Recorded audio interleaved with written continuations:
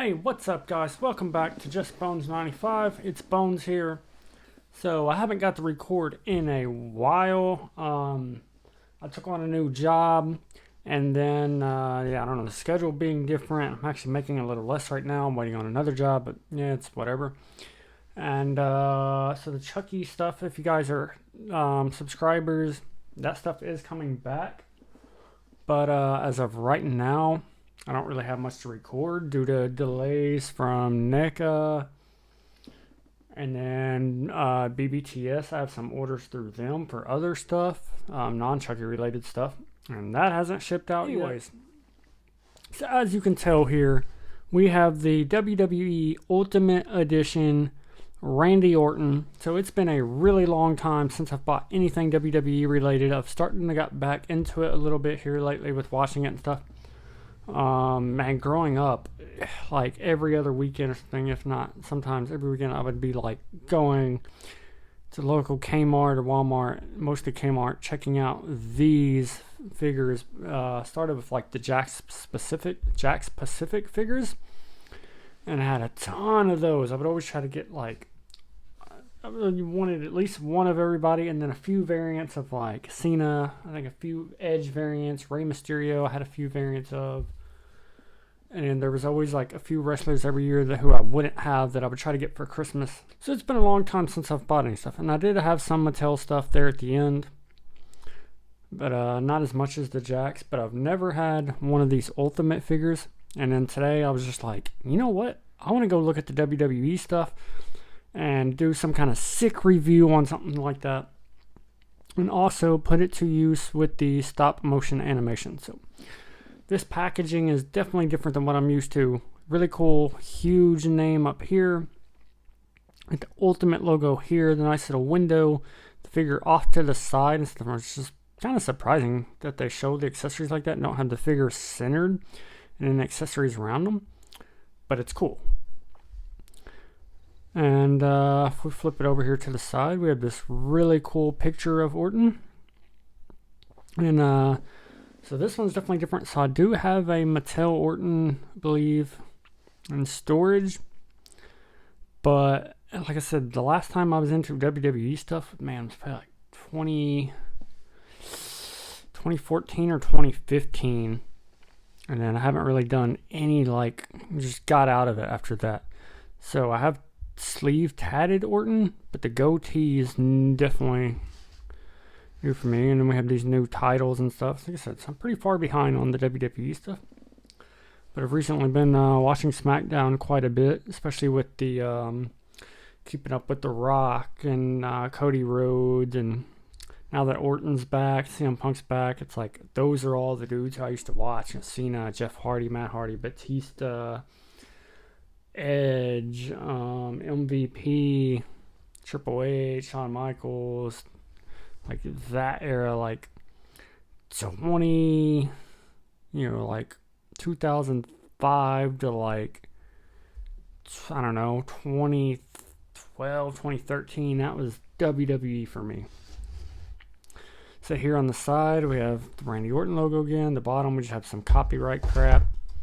At the top, we have the Ultimate logo, and it just says Orton over here on the side. So with that being said, let's get this guy open and check it out. I'm excited for this one. So here we are out of the box. And yeah, there's a little bit of only thing I've noticed, like the boots are different. So I'm just going to go ahead and start out with the defect on mine. Hopefully you guys can see it. And look how this boot looks pretty well straight, and this foot looks like it's over quite a bit, like the peg's misaligned. If you turn it this way, it lines up pretty good. Now if you try to what I would think would be straight, yeah, something like, and then look at the gap. I don't know, you can kind of move it and get it to look good. So here we are with the sculpt that's right out of the box. It's pretty good. I do like how the butterfly joints here carries the tattoo on over. So that's something new to me from Mattel. I think before they probably would have just left that plain, if they even had them, and then just the tattoo would have cut around and been separate. The awesome back tattoo here, which looks a little weird depending on how you put the shoulder blades. I'm like, I don't know if his back tattoo had that much design to it, unless it's updated since. And while we're at the back here, yeah, you can't even hardly see it on camera. It's really hard to see in person too. This attire, it does say RKO right there, but it is like the most transparent RKO ever. And I'm just now noticing it does have some design on the sides. And mine's got a little bit of scratches up there on the crotch. This tattoo is new to me, but as far as articulation goes, get a pretty good ab crunch. You can bend back pretty good. So these butterfly joints go in pretty far. Full range of motion. Just swiveling there. Got the double elbows, and that is sick. I'm surprised the tattoo actually carries over. I'm really, really surprised they did that. There are so many figures that the elbow joints just don't look right in. Swivel. Knees can go up pretty high. This is a new figure. It's a little stiff. But yeah, you can almost do the full splits there.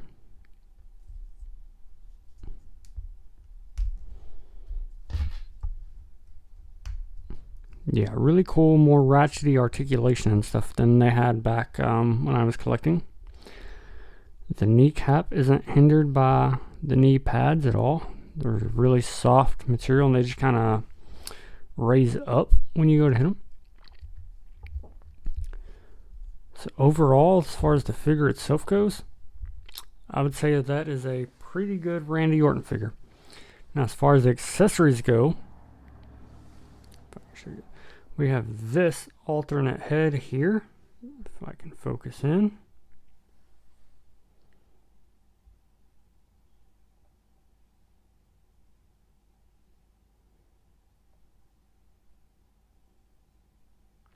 You're probably noticing all the random scrapes and cuts and grease and whatnot. This is up pretty late working on a buddy of mine's car for him. So, you get the good mechanic hand stains. Multiple hobbies. Then we have this other alternate head, which isn't that much different than the one that comes on the figure. I think maybe the eyebrows are different. I don't know. To me, this is almost like a throwaway head. I'm not going to throw it away, but I mean, it's just really not. Yeah, this one's got a little bit more expression in it. This one definitely has a more neutral head, which I guess is cool to have. But it's just not that much different. We have the Tag Team Championship here. These haven't really changed much since I've been collecting. Still the softer material with all the little holes in it for adjustment for different sized figures and stuff. The detail on it is really good. You can see that it says Tag Team Champion, and like the two Spartan style heads, another one on the side, the WWE logo, same thing over there. And then of course the back always looks weird on these. And then we have this cloth. Yeah, so there was a few figures with cloth stuff back when I was collecting a lot, but very few. It was mostly the softer material like the belt or the knee pads that they were coming with. I'm pretty sure the last Orton I bought actually had like the, the side cut like overhang style shirt or whatever, and it was, that style material, not this. So this is a pretty cool difference to have. Nice RKO logo. There's the back, the hood, and then they put this like white little just piece of fabric to like from a distance, so it looks like a zipper.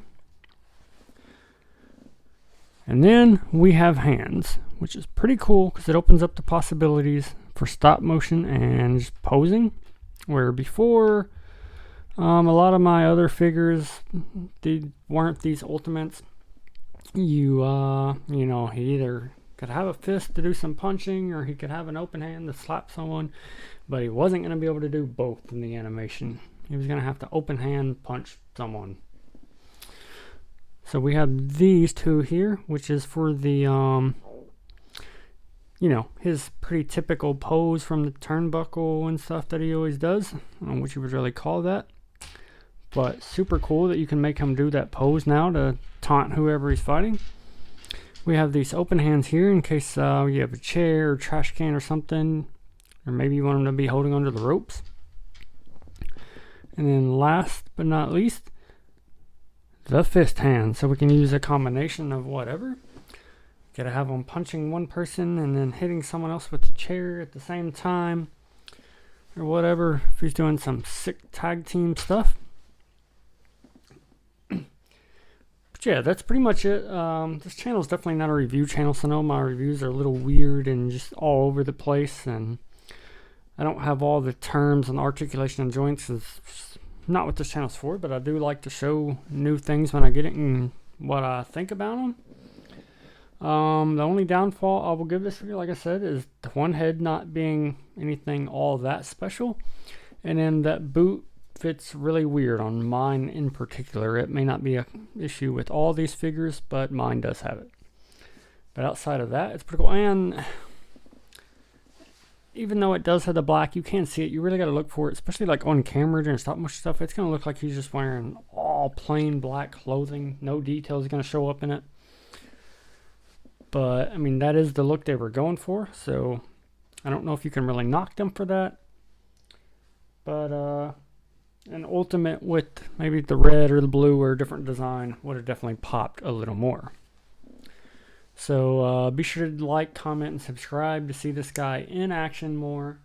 And thanks for watching.